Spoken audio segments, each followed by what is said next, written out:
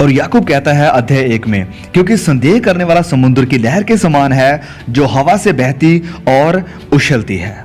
वह कहता है कि दो मनों वाला इंसान अपने सारे रास्तों में अस्थिर रहता है। क्या मसीह के साथ आपका रिश्ता अस्थिर है? क्या आपके मन में संदेह है? और या फिर क्या आप मसीह पर पूरी तरह निर्भर हैं कि वह आपका प्रभु और उद्धार करता है? आप में से बहुत से लोगों के जीवनों में संदेह है और मसीह यीशु ने पाखंडियों को चेतावनी दी थी। वह लोग जो बाहर से कुछ और थे लेकिन अंदर से कुछ और थे, और धार्मिक लोगों के साथ यह उसका सबसे बड़ा संघर्ष था। दो मनों वाले मत होइए, निर्णय लें आज ही। तो आज चुन लो, कल नहीं आज, कि आप किसकी सेवा करोगे। और आप में से बहुतों को आज चुनना पड़ेगा। पहला स्थान आपकी जिंदगी में किसका है? क्या आपकी जिंदगी में पहला स्थान मसीह का है या फिर किसी और का है? यीशु पहला स्थान चाहते हैं। आपके हृदय के सिंहासन में दो प्रभुओं के लिए स्थान नहीं है। यह या तो मसीह के लिए है या फिर दूसरे देवी देवताओं के लिए है। मुझे लगता है कि इसे स्पष्ट करना चाहिए, इसके ऊपर जोर देना चाहिए कि हम दो देवताओं की पूजा नहीं कर सकते हैं, परमेश्वर और धन की। आपको चुनाव करना पड़ेगा। जवान लोग आज चुनौती चाहते हैं, वह कुछ मुश्किल और हार्ड चाहते हैं। ओके, तो अपना जीवन यीशु को दे दीजिए, वह आपको चुनौती देगा, क्योंकि वह कहता है कि अपने आप का इनकार करो और अपनी क्रूस को उठाओ।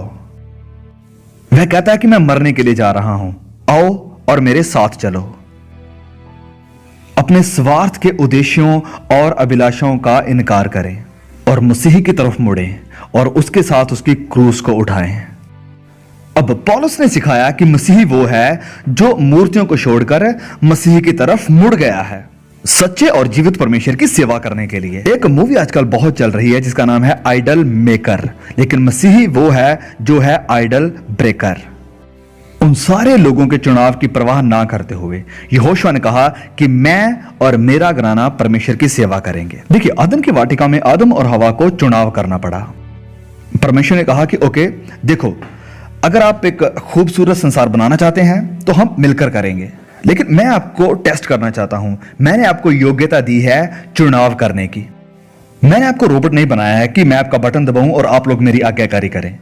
मैंने आपको अपने स्वरूप पर बनाया है। आपके पास अधिकार है चुनाव करने का। तो जब आदम और हवा ने उस चुनाव का सामना किया तो उन्होंने चुनाव गलत किया। उन्होंने परमेश्वर का विरोध किया और उसकी उल्लंघना की, और परमेश्वर ने कहा कि जिस दिन तुम ये करोगे तुम जरूर मर जाओगे। और तब से लेकर आज तक इंसान कष्टों में है, और ये उस पहले पाप की वजह से है जो अदन की वाटिका में हुआ था। और इंसान के अंदर वह स्वभाव है गलत चुनाव करने का, पाप करने का। ये पाप का बीज जन्म से ही हमारे अंदर है। दाऊद कहता है कि पाप में मेरी मां ने मुझे कंसीव किया। सोच कर देखिए कि कंसेप्शन से ही पाप का ये सीड हमारे अंदर लगा हुआ होता है। तो देखिए, आप पाप में पैदा होते हैं, आप पाप का चुनाव करते हैं और फिर आप पाप में जीवन गुजारते हैं। और बाइबल कहती है कि हम सब ने पाप किया और हम सब मूर्ति पूजक हैं। अब आदम और हवा को चुनाव करना पड़ा, लेकिन उन्होंने गलत चुनाव किया। आपको भी चुनाव करना पड़ेगा। आप लोग जो स्क्रीन पर देख रहे हैं, उम्मीद है आप भी आज ही चुनाव करेंगे, फैसला करेंगे मसीह यीशु के पीछे चलने के लिए, और उससे कहिए कि मैं और मेरा घराना हम मसीह की सेवा करेंगे। और फिर बहुत सारे चुनाव, जैसे एक जवान धनी था, याद है, वह यीशु के पास आया था और उसके मन में बहुत सवाल थे और वह अनंत जीवन चाहता था। और उसने कहा कि हे प्रभु, अनंत जीवन पाने के लिए मुझे क्या करना होगा? तो प्रभु यीशु ने उसकी तरफ देखा, उससे प्यार किया और उससे कहा कि जो कुछ भी तेरे पास है उसे बेच दे और गरीबों में बांट दे। क्रूस को उठाओ और मेरे पीछे हो लो। वह जवान बहुत दुखी हुआ, वह रोया, वह मसीह को चाहता था, लेकिन वह अपने पैसे को उससे ज्यादा चाहता था। अब अगर वह कहता कि ओके प्रभु मैं करता हूं, तो यीशु जरूर उसे कहते कि नहीं, मुझे आपके पैसे की नहीं वरना आपके हृदय की जरूरत है।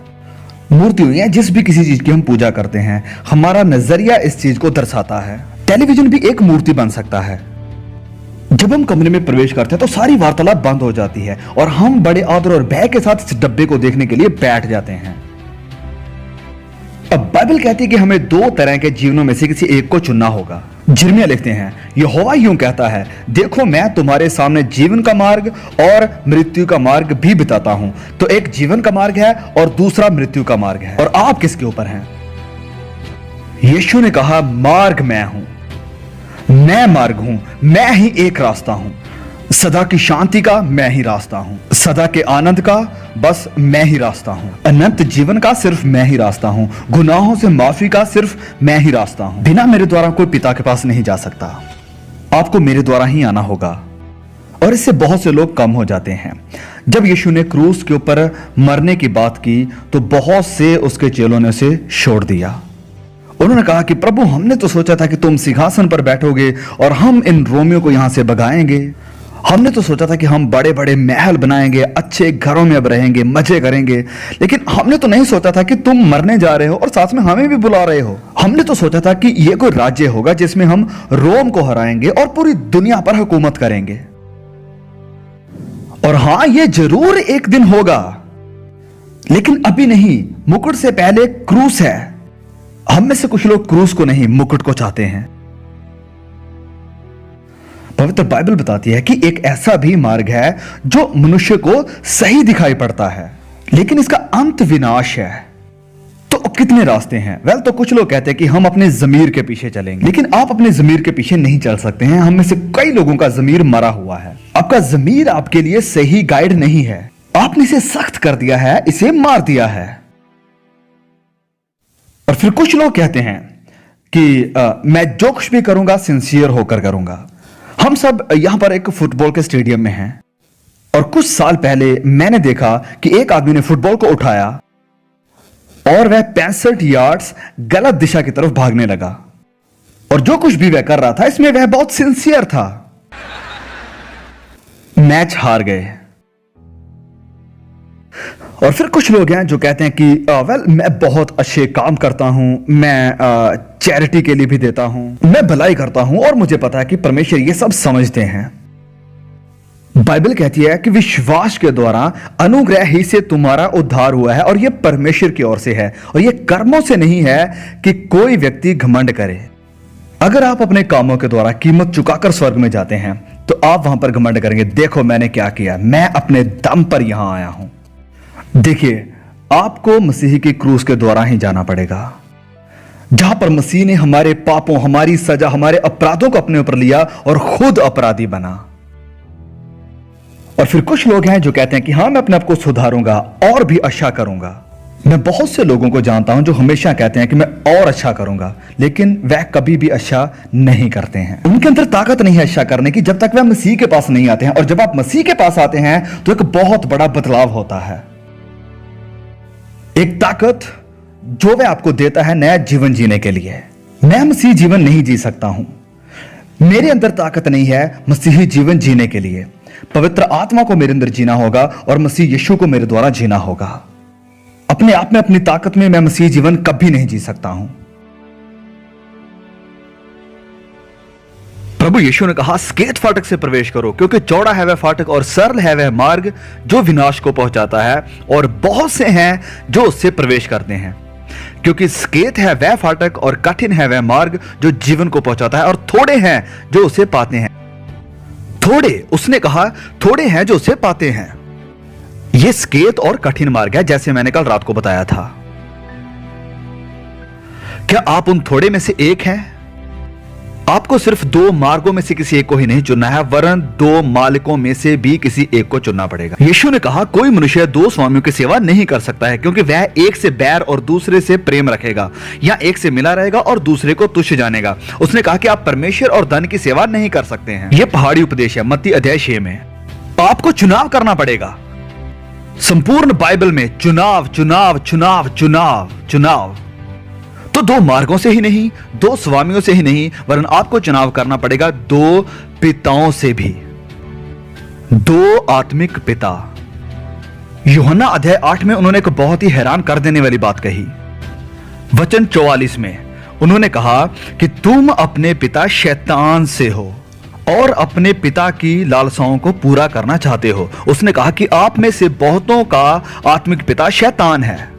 आप शायद इससे अनजान हैं, आप इसे मानेंगे नहीं, लेकिन परमेश्वर आपको ऐसे देखते हैं।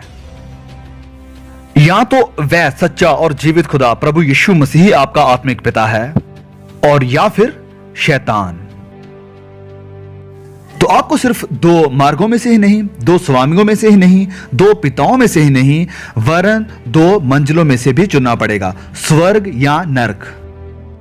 C.S. लुइस ऑक्सफोर्ड और कैम्ब्रिज यूनिवर्सिटी के प्रोफेसर, उन्होंने दोनों में सिखाया था। वह इस बात पर जोर देते थे कि और किसी ने भी नर्क जाने के मार्ग के बारे में इतना नहीं बताया है जितना यीशु मसीह ने बताया है। और वहीं दूसरी तरफ किसी ने भी स्वर्ग के बारे में इतना साफ साफ और अधिकार के साथ नहीं बताया जितना यीशु मसीह ने बताया।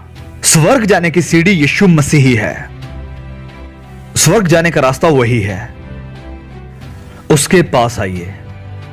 आप जो स्क्रीन पर देख रहे हैं उसके पास आइए, अपने गुनाहों से पश्चाताप कीजिए और उसे अपना उद्धारकर्ता स्वीकार कीजिए, क्योंकि स्वर्ग जाने का मार्ग और रास्ता सिर्फ वही है।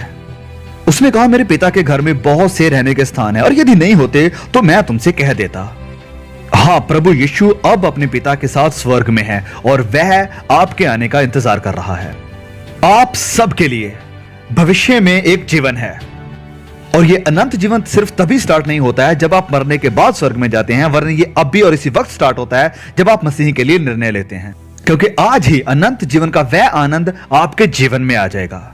स्वर्ग जाने का मार्ग सिर्फ यीशु मसीह ही है। अब यह चुनाव सिर्फ आपको ही अपने लिए करना पड़ेगा।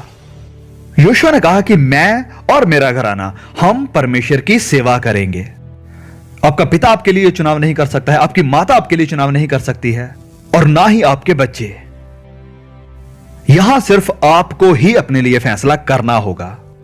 यहोशू जानता था कि वह इजराइल के लोगों के लिए चुनाव नहीं कर सकता है, उन्हें यह खुद करना पड़ेगा। और यह एक ऐसा फैसला है जो आपको अकेले ही करना होगा। मूसा ने कहा, मैं आज आकाश और पृथ्वी दोनों को तुम्हारे सामने इस बात की साक्षी बनाता हूं कि मैंने जीवन और मरण, आशीष और शाप को तुम्हारे आगे रखा है। इसलिए तू जीवन ही को अपना ले कि तू और तेरा वंश दोनों जीवित रहें। ध्यान दे, यहां लिखा है वंश।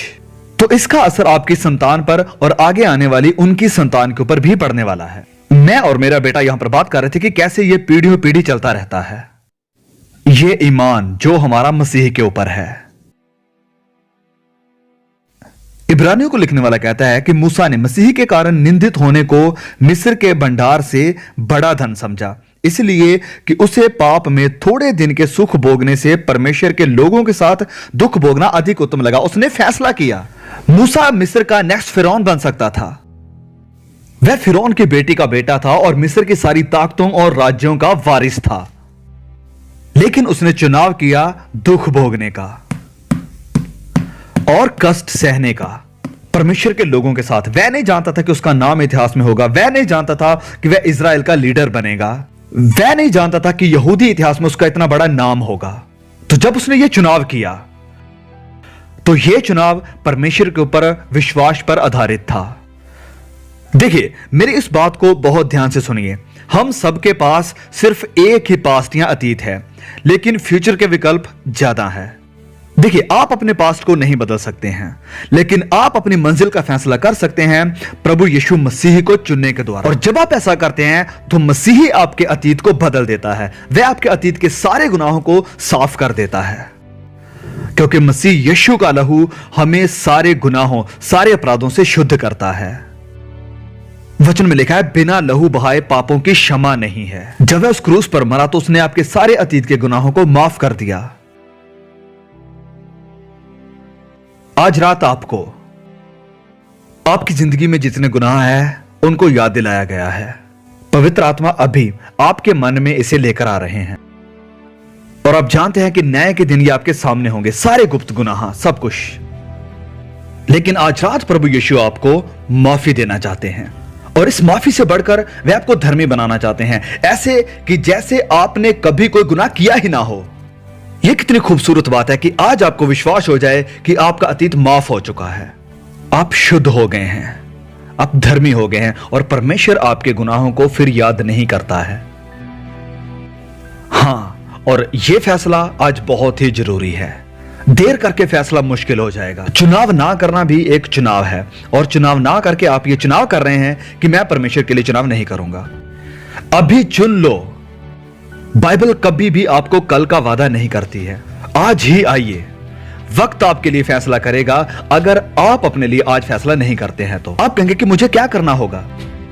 3 बातें आपको पश्चाताप करने के लिए तैयार होना पड़ेगा, जिसका मतलब है कि आप अपने विचारों को बदलने के लिए तैयार हैं। अपने गुनाहों को मानना और यह समझना कि परमेश्वर की नजरों में ये कितने घिनौने हैं। परमेश्वर के प्रति अपने विचारों को बदलना कि अब मैं अपनी पूरी ताकत, अपने बल और अपनी जान के साथ उससे प्यार करूंगा। उसे मैं अपने जीवन में पहला स्थान दूंगा, उसे मैं पहले स्थान पर रखूंगा, और वह मेरे लिए सिर्फ प्रभु ही नहीं वरन मेरा मालिक भी होगा। आप शायद किसी चर्च का हिस्सा हो या ना भी हो, आप शायद चर्च में कोई सेवा करने वाले हों, लेकिन परमेश्वर यीशु मसीह के साथ आपका जो रिश्ता है वह मजबूत नहीं है, तो आप पश्चाताप करें। और दूसरा है विश्वास के द्वारा यीशु मसीह को ग्रहण करें, जिसका मतलब है कि अपना सारा भरोसा सिर्फ प्रभु यीशु पर ही रखें। और तीसरी बात, उसके पीछे चलें एक सच्चे और वफादार शिष्य की तरह, और उसके वचनों का पालन करें।